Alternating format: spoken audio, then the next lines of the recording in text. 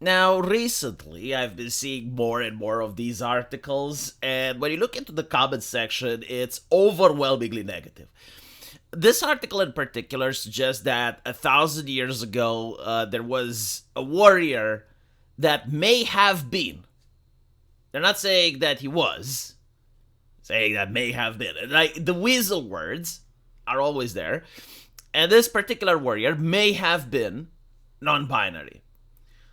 A couple of weeks ago, I found another article which showed the bodies of two people at Pompeii, like two women that were hugging each other. It's like they may have been lesbians. Very interesting.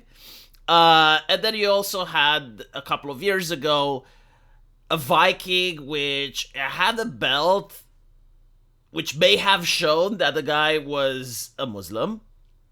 Yeah, the Viking. And, like various articles of this type that are basically claiming that, well, people in the past were very progressive and were probably voting Democrat, and I wouldn't be surprised if they wouldn't come up fighting them with a light bulb or a steam engine or something, because they were very forward thinking. Maybe one of them had an iPhone. Maybe.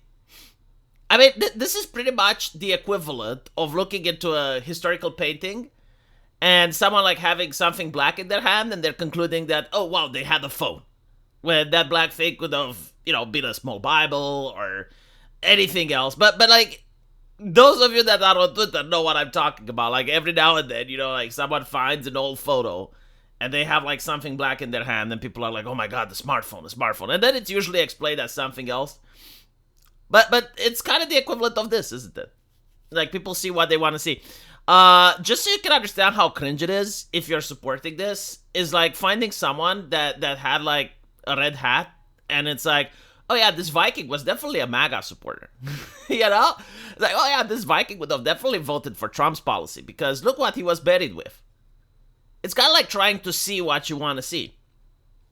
And the thing that I find interesting is that when the mainstream media is blatant politically biased in one side or another, people will immediately ask the question, like, who is paying them? Like, who is paying the journalists to write this, right? When you see a corrupt police officer, it's the same question, like, who is paying them? If you see a politician that's very weird, like he is advocating for a foreign country or he is advocating for an ideology that's not very popular, like, people will also ask, like, who's paying them? Like, which corporation is paying this politician to pass this weird legislation? Or which foreign nation is paying this politician in order for the policy to be so pro-China or so pro-Russia? This is the question that people would ask usually. It's like, who's paying them? But for some reason, when the scientists are coming up with these interesting takes, no one is asking, like, who's paying them? Because that is a relevant question, and I noticed that this is a huge distinction between the left and the right. Right-wingers, they usually believe in family. I mean, that's the core. Left-leaning people believe in family as well, but like, right-wingers usually get their information from family members, from neighbors, from friends, from people they know and trust. And then it's like the community, the church, like that is the credible source of information. Meanwhile, leftists are all about institutions. It's like, source, do I see a source, right? So like, they need these types of studies in order to make up their mind. But like, the thing is with right-wingers, they actually know their family, right? Like, they know, oh, my uncle usually likes to exaggerate. Oh, my mother is usually wrong. Like they kind of know based on a track record, and they are aware that their family can be fallible. But the left, like, have absolute trust in the institutions. Like, even if you have an institution that gets it wrong 6 times, the 7th time that they say something, the leftists will still believe it. So this is why you get, like, these types of studies, right? Because the leftists never question the institution. So, like, they never go, it's like, but who's paying these scientists? Because that is a legitimate question that you should ask, right? Like, yes, a politician can be bought, a police officer can be bought, and he can become corrupt. So too, a scientist can be bought and he can say crazy shit. Or, a politician can have biases, political leanings. A judge can also have biases and political leanings, even though his job is actually telling him not to. Like if you become a judge, they are aware you have political leanings, but you have to judge in a manner that ignores them, which is difficult. And recently, a lot of judges don't do that. But like for some reason, they assume that a scientist doesn't have political leanings and biases. And this is like the core of the subject, because I generally don't care. Oh, like, yeah, they found like 1,000-year-old guy had Klinefelter. Big whoop. But it highlights that what's happening in archaeology is happening in other sciences. Like it's happening in the medical field. It's happening everywhere, right? Because I know this is shocking, but scientists are actually still people. Like they're not superhuman. They're not like reaching the level of enlightenment where they become angels and then they have access to knowledge that most people don't know. They're still humans. They still care about money. They still care about funding.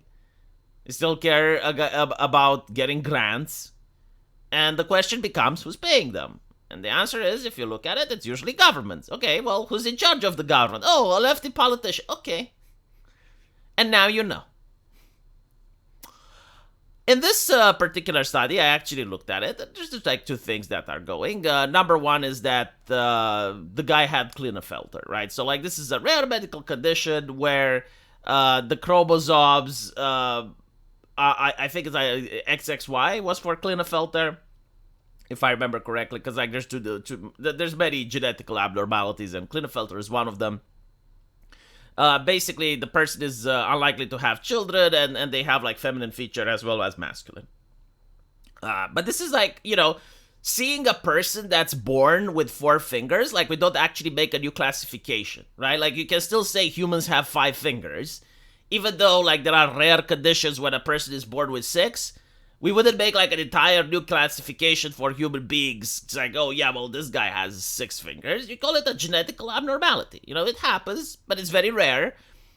And we do not change language. We do not change the way people think just because like some individuals out there, like a very small percentage of them, have 6 fingers, right?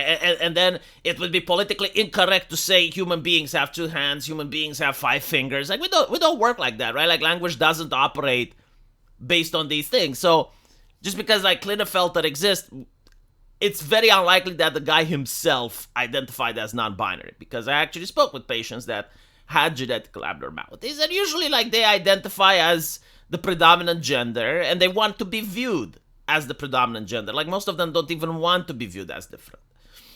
So yeah, the person apparently had a bone structure which may have identified them as Klinefelter. And if this is the standard to claim that is non-binary, I mean, then every single culture, I guess, throughout the earth, even before language was invented, and even monkeys and dinosaurs and like every other animal on earth, I guess, right? Like it has non-binary individuals, so therefore they have more than 2 genders, right? Like you can have a cow that has like sorry, not a cow, a bull. Right? You can have a bull that has like the Klinefelter condition, so therefore we can conclude that cows have non-binary, right? Like, is that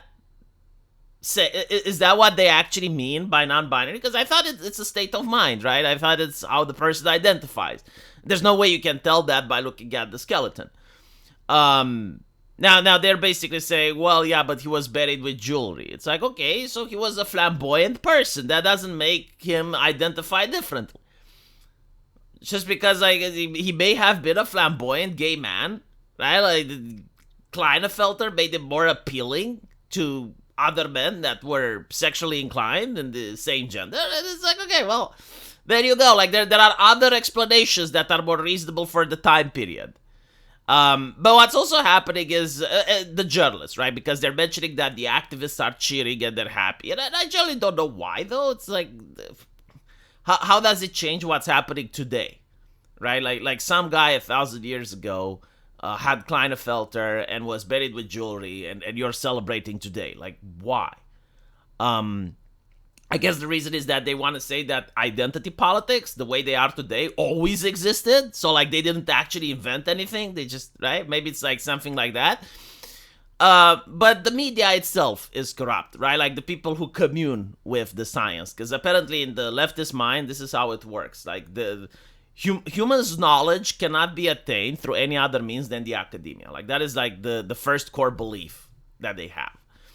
The second belief that they have is that the only people that can understand the science, right, is the scientist, obviously, and they're communing with the journalist. Like only the journalist can understand what the scientist is trying to say, and then the journalist writes it, and then people read it, right? So like our connection through with the science, as the mortals, we can only connect with the science through the journalist. And the journalist oftentimes misinterprets or makes hyperboles or shit like that, right? Um, but this is pretty much why you find like all these articles. It's like, okay, well, two people from Pompeii, like two women were hugging each other. Which is more likely, that they were seeing the ash and the destruction that's outside, so they hug to each other in fear? You know, could it be a mother and a daughter? Could it be two sisters? Like could it be, some family members? No, they were probably lesbians, right? Like that's what the archaeologists concluded. And it's like, okay, well, you understand that there is a little bit of political thinking going on there, and it's not about the archaeology, right? Like it's not about this, because it's not something that affects any modern politics, but it's a highlight in seeing how scientists think. And people need to understand that, yeah, like scientists can be corrupt, and it has happened throughout human history. And you need to ask the same question for scientists that you ask for anyone else: who's paying them?